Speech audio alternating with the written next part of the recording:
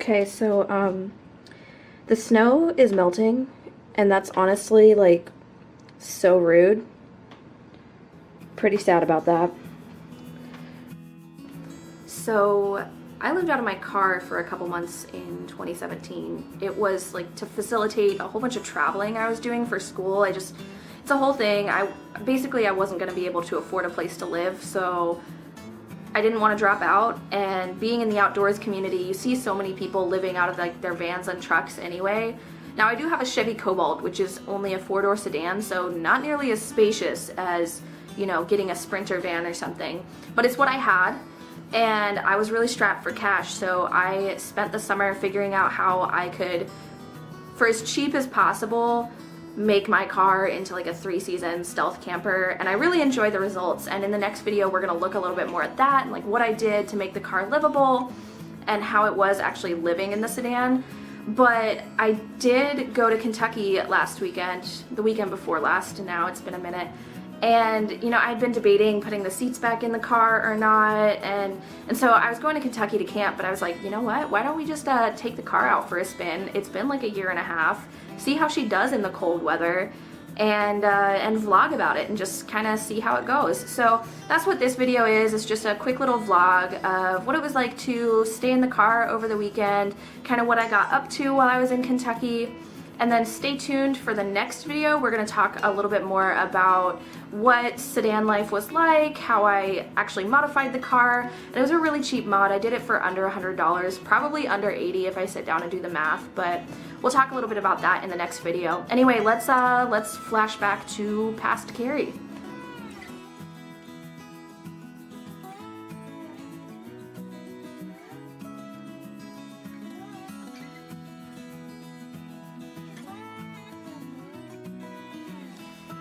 So I just got here. I'm parked. I have my privacy screens up, and I'm getting ready for bed.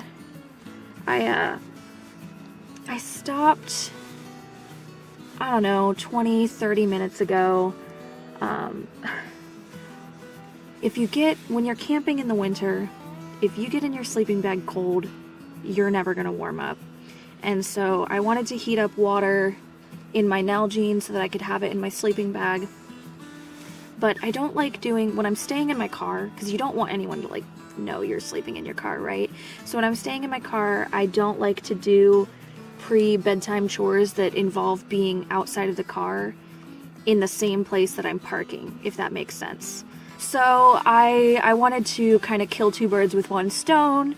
You know, I needed to stop, I needed to stretch my legs, and then I heated some water, so in the last, you know, half hour while I've been driving, it's been heating up my sleeping bag. So that's gonna be nice and toasty. It is also nice that I'm going to bed right after getting here because my car is still warm from the drive. However, that means that it's gonna cool down during the night, and that's gonna suck. But, you know, it is what it is. I'm gonna go to bed. It's like 10:30 and I need to be up early because I want to go on a solo hike and take some pictures. So I'll see you guys in the morning, and we'll go from there.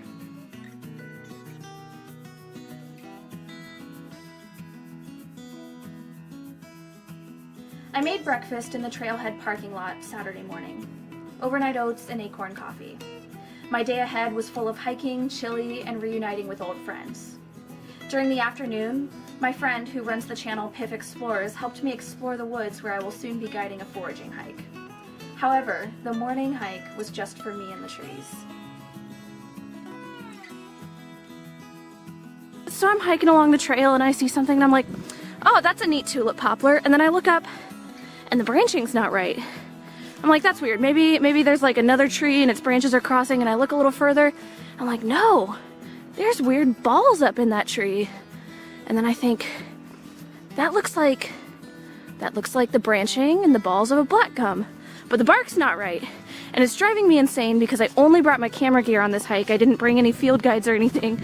And I don't like not knowing. 2,000 years later. Alright, so it is Saturday night.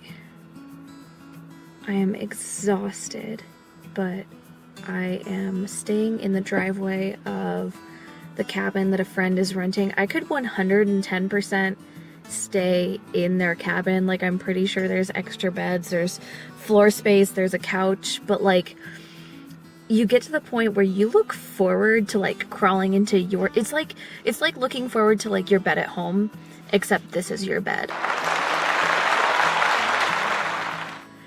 Yeah, I'm exhausted.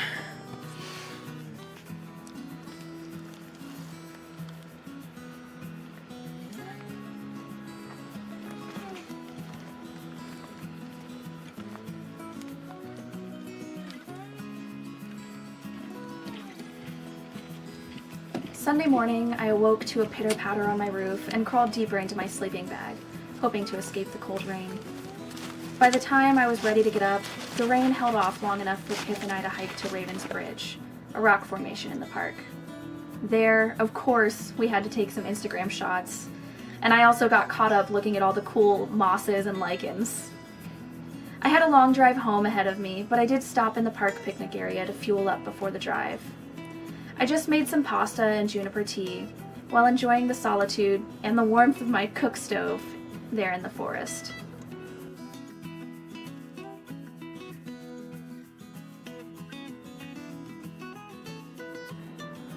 So I am definitely not putting the seats back in the car after staying in her for a weekend. She's definitely not fully winterized, and I wouldn't want to live out of the car like I did in warmer months. It was a lot easier when you didn't have to deal with all the different coldness elements, but it was so awesome to just be able to take off and go. I forgot how easy that is to just travel and have everything you needed with you. So I think I'm gonna keep this set up for a while, maybe do some more solo trips. Maybe I'll vlog them if you guys liked this. I'll probably get better at vlogging because I feel like this vlog was really like talk heavy. I didn't film enough of like the cool nature stuff. Anyhow, do stay tuned for the next video. We are gonna talk a little bit more about, you know, sedan life and also how I did the modification to the car.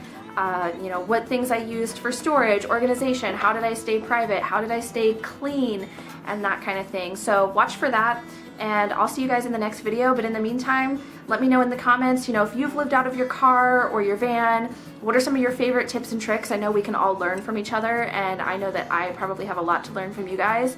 And if you haven't done, you know, van life or anything like that, just let me know where you're planning to camp next. What's your next trip? I want to talk about it with you guys. So let me know in the comments, and I will see you guys next time.